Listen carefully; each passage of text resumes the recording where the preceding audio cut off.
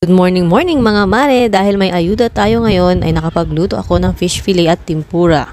Dito bali itong mga niluto ko ngayon na binigay lang. Binigay ni mami yung isda, yung tita ng asawa ko at yung hipon naman binigay ni Modra. Kaya ito ginawa ko na lang fish fillet at tempura. Bali titimplahan ko na lang ito lahat. Isang timplahan na para mamaya diretso na yung prito natin. Medyo mahirap din kasi at maproseso yung pagtitimpla nito kasi kailangan mo pang idaan sa egg, harina at breadcrumbs. Kaya ito tinitimplahan ko na lahat. Pagkatapos kong timplahan nito, ipiprito ko na rin mamaya. Ito, tinitimplahan ko na po yung isda. Pagkatapos kong timplahan yung isda, sinunod ko na rin yung hipon. Bali ito, dinadaan ko lang sa egg at harina. Pasensya na po kung medyo hindi naman po ako expert sa pagluluto. Ito yung version ko ng pagluluto ng tempura at ng fish fillet. Kanya-kanya naman tayo ng diskarte. Disclaimer lang po. Buwas naman din po ako kaya kinamay ko na para mas mabilis na matapos na inip na ako.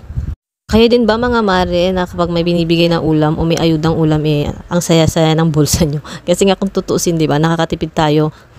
Umpisahan ko na lang para nagprito. Inuna ko nang iprito yung fish fillet.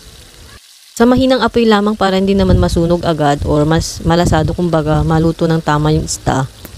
Pero sabi ko nga nasa inyo na yan kung anong diskarte nyo kung paano lutuin. Ako ito yung gusto kong pagluto, yung mahina lamang yung apoy. Kanya-kanya naman siguro kung ano yung gusto nyo, yun po yung masusunod. Pero yun sa akin ito po yun. Sa mga oras na to, ang nag-aalaga kay Ivor si Papa Jones. Nasa taas sila nanonood ng TV.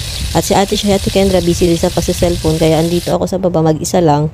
Kaya ito, naglilinis na rin ako habang mamaya pagkatapos namin kumain, magwawalis na lang din.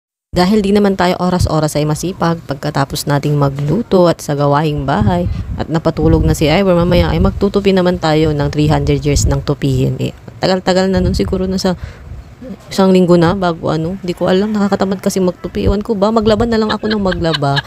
Ang pinakaayaw ko talaga magtupi, kaso nga lang wala naman ako maasahan kasi nga ako lang naman din ang gagawa nun. Amin ninyo mga mare, hindi lang ako ang ayaw ng pagtutupi, kayo din.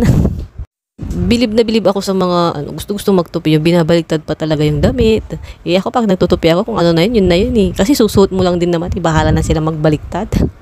Bali, naglagay na rin pala ako ng hipon dito sa aking piniprito. Mabalik na tayo sa aking niluluto. Ito, nilagay ko na yung hipon. Bali, sinabay ko na sa pagpiprito ng isda para talagang isahan na lang. Ito na po, luto na. Pwede na pong kumain. Salamat po sa panonood.